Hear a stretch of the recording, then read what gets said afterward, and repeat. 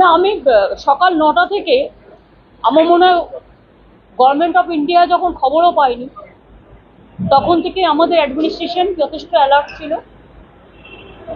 এবং সকাল 9টা থেকে আমি নিজে মনিটরিং করেছি যতক্ষণ পর্যন্ত টোটাল রেস্কিউ অপারেশন ওভার না হচ্ছে, মানে যতক্ষণ পর্যন্ত টোটাল রেস্কিউ অপারেশন ওভার না হয়েছে ততক্ষণ পর্যন্ত সকাল 9টা থেকে আমাদের পুরো অ্যাডমিনিস্ট্রেশন, চিফ সেক্রেটারি থেকে শুরু করে ডিএম থেকে শুরু করে পুলিশ থেকে শুরু করে আমরা সঙ্গে সঙ্গে স্পটে অ্যাম্বুলেন্স পাঠাই, মেডিকেল হসপিটালে ডাক্তারদের পাঠাই, মেডিকেল কলেজে ভর্তির ব্যবস্থা করি, ডেড বডি রেস্কিউ করি এবং ডিজাস্টার টিম পাঠাই, টোটালটাই আমরা করি।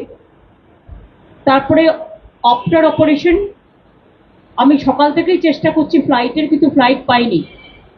আমি এত দুর্দশা ফ্লাইটের এটা জানতাম না যে একটা নর্থ বেঙ্গলে যেতে গেলে 12:40 ফ্লাইট সকালে বুক হয়ে গেছে, তারপর মাঝে একটা ফ্লাইটও নেই, অথচ আমরা ফুয়েল চার্জ ফ্রি করে দিয়েছিলাম। এবার আমি ভাববো তার কারণ হচ্ছে গ্রুপ নাম্বার 1 থাকবে, আমাদের এখান থেকে ফ্লাইটে সব তেল নেবে বিনা পয়সায়, সারা ভারতবর্ষ সারা পৃথিবী ঘুরে বেড়াবে, আর কলকাতার ফ্লাইটগুলো তুলে নেবে, নর্থ বেঙ্গল যাওয়ার ফ্লাইট তুলে নেবে, একটা যাতায়াতের পর্যন্ত জায়গা নেই। আর আমাদের সরকারি যেটা আমরা জয়েন্ট ভেঞ্চারে চালাই সেটাও আমাদের না বলে চলে গেছে বাইরে, নেই, কেউ নেই। সুতরাং অনেক চেষ্টা করার পরে আমরা বেলা 12টা নাগাদ ইন্ডিগোতে বুক করি এবং সেখানেও আরেকটা মিস ইনফরমেশন আমাদের দেওয়া হয়েছিল, এয়ার ইন্ডিয়া আছে, পরে বলেছে বলো টিকিট পাওয়া যাচ্ছে না। আমি জানি না কি চলছে দেশে, অ্যাডমিনিস্ট্রেশনটা যদি এত ল্যাক অফ নেগলিজেন্স, এত ল্যাক অফ নুসেন্স হয়, নুসেন্স মিনস নেগলিজেন্স। রেলে বারবার অ্যাক্সিডেন্ট, আপনারা জানেন এর আগে পুরীতে যেটা হলো সেটাও আমি গিয়েছিলাম, এখনো ওখানে মনে হয় প্রচুর ডেড বডি পড়ে গেছে যাদের কোনো আইডেন্টিফিকেশন হয়নি, হয়তো এক রেটে পুড়িয়ে দেবে, অথচ যাদের গেল তাদের গেল। দেখুন, অ্যাক্সিডেন্ট হতেই পারে, অ্যাক্সিডেন্ট কারো হাতে নেই এটা ফ্যাক্ট, কিন্তু সাথে সাথে এটাও ফ্যাক্ট অ্যান্টি কলিউশন ডিভাইস আমি তৈরি করে দিয়ে এসেছিলাম।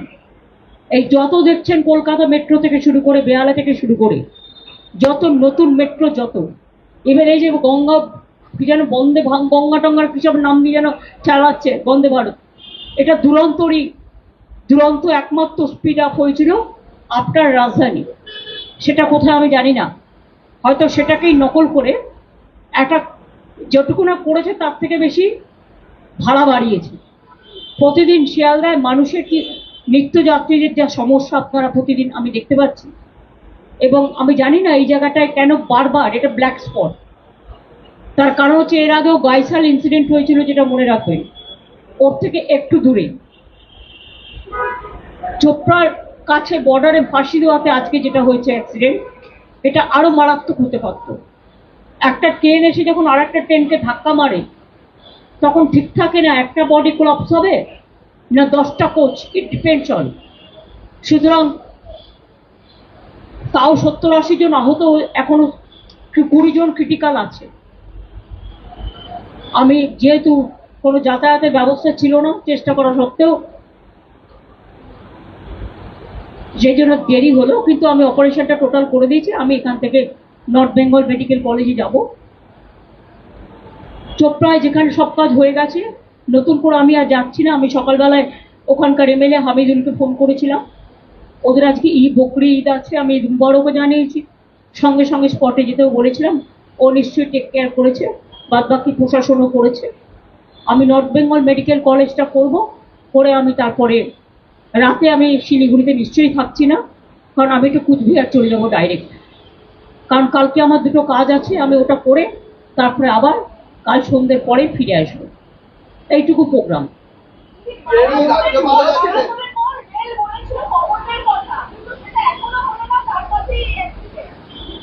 কি বলেছিল?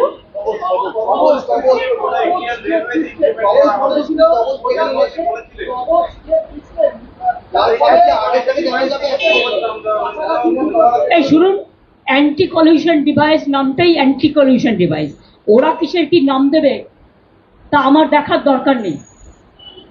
অ্যান্টি কলিউশন ডিভাইস আমি যখন রেল মিনিস্টার ছিলাম তখন করেছিলাম, এবং এর জন্য আমি কোঙ্কন রেলওয়েকে কাজে লাগিয়েছিলাম। মুম্বাইতে, গোয়াতে, আমি নিজে মাডগাঁওতে গেছিলাম। সেটা দেখার পরে এটাকে আবিষ্কার করে প্রত্যেকটা ট্রেনে লাগানো হয়েছিল, যদি ড্রাইভারও ঘুমিয়ে পড়ে অ্যালার্ম দেবে, দুটো ট্রেন কাছাকাছি চলে আসলে আটকে দেবে, এরকম নানা রকম সিগন্যালিং সমস্ত।